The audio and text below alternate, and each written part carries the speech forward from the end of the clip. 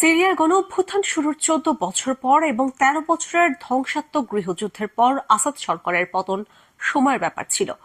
শিশুসহ বন্দীদের যেসব ছবি ও ভিডিও প্রকাশিত হয়েছে সেটাকে মধ্যযুগীয় বন্দিশালার সঙ্গে তুলনা করা চলে। সামাজিক যোগাযোগ মাধ্যমে ভেসে যাচ্ছে সিরিয়ানদের নতুন স্বাধীনতা উদযাপনের ছবি ও ভিডিওগুলোতে। আসাদ পরিবারের নিষ্ঠুর শাসন থেকে মুক্তির আনন্দ তারা উদযাপন করছেন।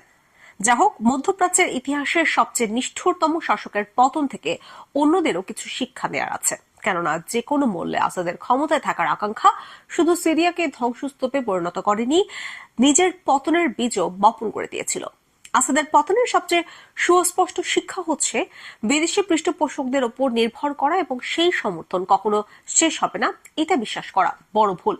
বাশার আল আসাদের ক্ষেত্রে এটা ছিল অনিবার্য এক পরিণতি। আসাদ ইরানের কাছ থেকে ব্যাপক সমর্থন পেয়েছিলেন।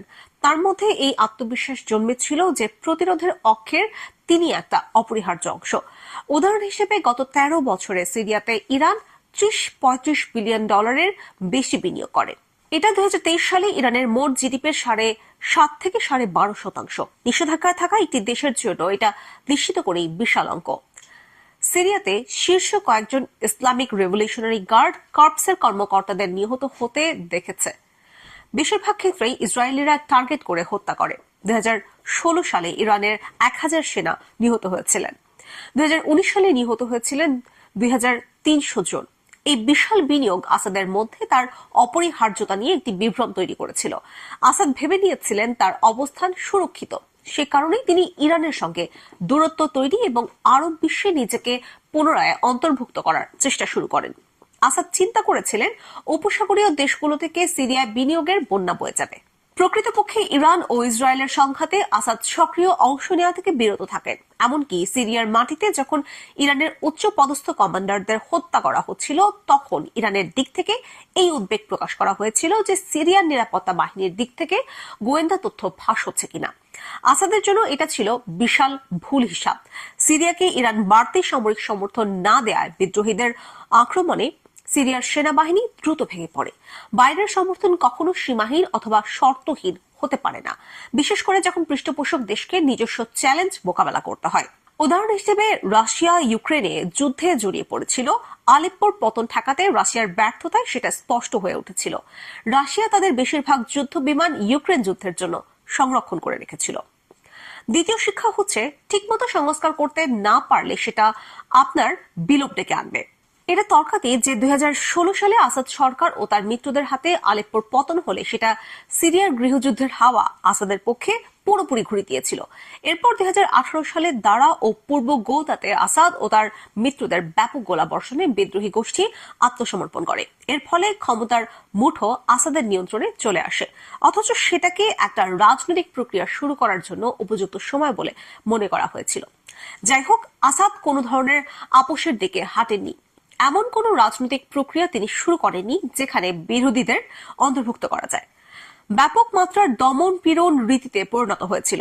এর মধ্যে সম্পত্তি বাজেয়াপ্ত করা, বাড়িঘর গুড়িয়ে দেয়া, নির্যাতন, হাজার হাজার মানুষকে নির্বিচারে আটক। ইদলিবে উত্তেজনা প্রশমনে যে চুক্তি করা হয়েছিল তার সুস্পষ্ট লঙ্ঘন করা হয়েছিল। রাশিয়ার মধ্যস্থতায় তুরস্কের সঙ্গে সিরিয়ার সম্পর্ক স্বাভাবিক করার ব্যাপারেও ক্রমাগত প্রত্যাখ্যান করে গিয়েছিলেন আসাদ। দেশের মধ্যে বিরোধীদের সঙ্গে এবং বাইরে প্রতিদ্বন্দ্বী দেশের সঙ্গে সমঝোতা করতে না পারার ব্যর্থতা আসাদের পতনের পথ তৈরি করে। প্রকৃতপক্ষে আঙ্কারার সঙ্গে আসাদ যদি সম্পর্ক স্বাভাবিক করতে পারতেন, তাহলে তুরস্কের কৌশলগত সমর্থন ও অনুমোদন ছাড়া বিরোধীদের পক্ষে আক্রমণ করা অনেক কঠিন হতো। অন্যদিকে বিরোধীদের যদি রাজনৈতিক প্রক্রিয়ায় নিয়ে আসতে পারতেন, তাহলে যে আক্রমণে তার পতন হতো সেটা ঘটার সম্ভাবনা ছিল অনেক কম। আসাদ সরকারের পতনের পেছনে সম্ভবত সবচেয়ে গুরুত্বপূর্ণ যে বিষয়টি কাজ করেছে সেটা হলো তার একেবারে খাঁটি সমর্থক গোষ্ঠীরও সমর্থন তিনি হারিয়ে ফেলেছিলেন। আসাদের যখন পতন হলো, তখন সিরিয়ার 90% মানুষের জীবনমান দারিদ্র সীমার নিচে নেমে গেছে।